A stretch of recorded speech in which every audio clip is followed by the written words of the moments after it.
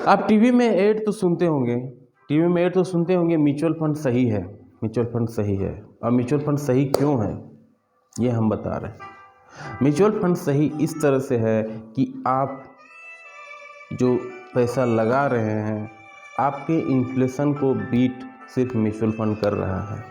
आपके पॉकेट में जो 100 रुपये है, हर साल वो 8 रुपया घट रहा है। इन्फ्लेशन हमारा 8% है, 7 से 8% है, 8% ही मान लेते हैं क्योंकि सरकार का आंकड़ा थोड़ा कम बेसी भी होता है। तो आपके पास जो अगले साल है वो 8 रुपया घट जा रहा है, 92 रुपया बच रहा है। तो म्यूचुअल फंड क्या करती है और क्यों सही है? म्यूचुअल फंड आपके पैसे को लेके और आपके जैसे करोड़ों लोगों के पैसे लेके सपोज एक कॉर्पस तैयार करती है जिसको बोला जाता है AUM, एसेट अंडर मैनेजमेंट। वो AUM क्या होता है? मान लीजिए कि एक 500 करोड़ का एक फंड जमा हो गया आपके जैसे सबको लोग के। अब उसको मैनेज करने वाले एक प्रोफेशनल मैनेजर होते हैं जिसका नाम होता है फंड मैनेजर। उसका एक्सपीरियंस होता है 20 से 25 सालों का और वो पढ़े होते हैं IIM अहमदाबाद जैसे बड़े बड़े इंस्टीट्यूशन से। अब वो आपके पैसे को लेके आपको एक नेट एसेट वैल्यू, जो आपका पैसा लगा रहे हैं, जो वो शेयर में लगाएंगे। सबसे पहले तो जो पैसा आपसे लेंगे 500 करोड़ रुपया जो जमा करेंगे, जो उसका AUM है, वो एक जगह पे पैसे को नहीं लगाएंगे, वो हर तरह के फंड में बांट देंगे, हर तरह के सेक्टर में बांट देंगे, हर तरह के शेयर में बांट देंगे। तो मान लीजिए कि अगर वो इक्विटी फंड में आप इन्वेस्टमेंट कर रहे हैं, वो एक फंड भी बहुत तरह के होते हैं, उस पर भी हम बताएंगे बाद में। लेकिन मान लीजिए वो इक्विटी फंड में लगाते हैं तो आपका पैसे को वो 100 इक्विटी फंड में लगाएंगे, 100 शेयर में लगाएंगे, 100 ब्लू चिप स्टॉक में लगाएंगे। अब वो शेयर कौन से हैं? वो ऐसे शेयर हैं जो कभी डूबने वाले नहीं हैं, क्योंकि उसमें बहुत रिसर्च होकर लगाया जाता है। हाँ, कुछ एक चीज़ हो जाती है, अप डाउन्स होते हैं, लेकिन 100 शेयर में ही अप डाउन, 100 शेयर ही नहीं डूबेंगे। मान लीजिए 1-2 शेयर डूब भी गए, लेकिन 100 शेयर नहीं डूबेंगे। तो टॉप जो कंपनी होते हैं उसमें लगाया जाता है पैसे को। अगर आप लार्ज कैप वाले फंड चुनते हैं तो, जो ब्लू चिप वाले हैं उसमें चुनते हैं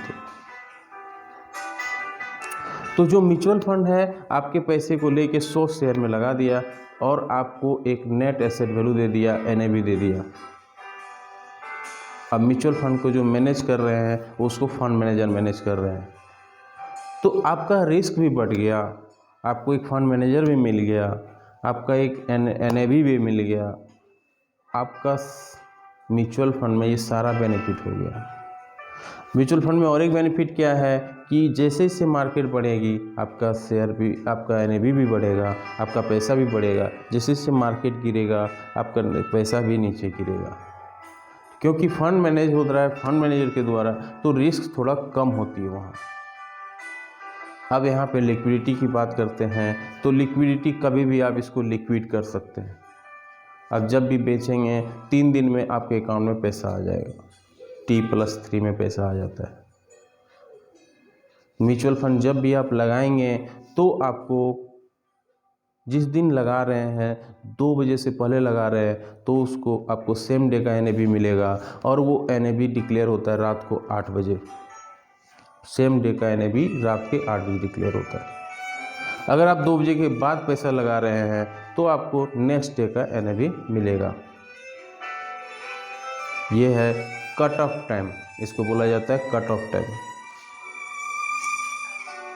तो म्यूचुअल फंड का ये सब बातों को रख के आप उसका एक बना सकते हैं बकेट, अपने हिसाब से उसको बांट सकते हैं कि हमको SIP में लगाना है, यानी systematic equity plan, investment plan. आप मंथली देंगे तो वो SIP हो गया, आप एक बार में लगाएंगे तो वो म्यूचुअल फंड लमसम कहलाता है। मान लीजिए कि आप 10 लाख रुपया एक बार लगा दिए, आप उससे मंथली भी निकाल सकते हैं, जिसको SWP बोला जाता है, सिस्टमेटिक विड्रॉल प्लान। आप एक लिक्विड फंड में पैसा डाल के, डेट फंड में पैसा डाल के, जो FD कैटेगरी के जो पैसे होते हैं, जो फंड होते हैं, उसको डेट फंड बोला जाता है। जो बॉन्ड में पैसा लगाते हैं, कॉर्पोरेट बॉन्ड में लगाते हैं, तो मान लीजिए कि 10 लाख रुपया आप कॉर्पोरेट बॉन्ड में लगा दिए और वहाँ से आप SWP भी कर सकते हैं, सिस्टमेटिक विड्रॉल प्लान भी कर सकते हैं, या सिस्टमेटिक ट्रांसफ़र प्लान भी होता है।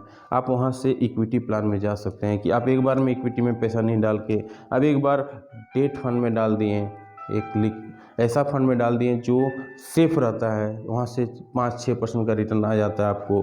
फिर वहाँ से आप मंथली आप इक्विटी में ट्रांसफ़र करते जा रहे हैं पैसा को, उसको STP बोला जाता है। उम्मीद है आपको ये सब जानकारी अच्छी लगी होगी। जय हिंद, वंदे मातरम।